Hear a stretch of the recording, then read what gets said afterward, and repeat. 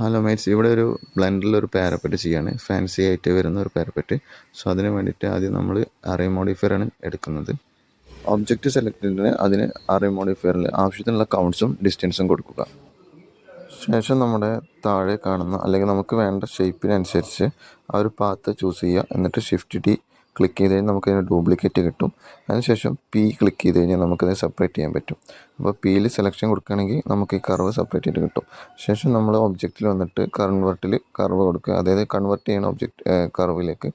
ശേഷം നമ്മൾ ആദ്യം സെലക്ട് ചെയ്തിരുന്ന വെർട്ടിക്കൽ സപ്പോർട്ട്, അതിൽ നമ്മൾ കർവ് എന്ന മോഡിഫയർ എടുത്തിട്ട് അതിൽ നമ്മൾ ഓൾറെഡി ഉണ്ടാക്കി വെച്ച കർവ് ചൂസ് ചെയ്യേണ്ടത്.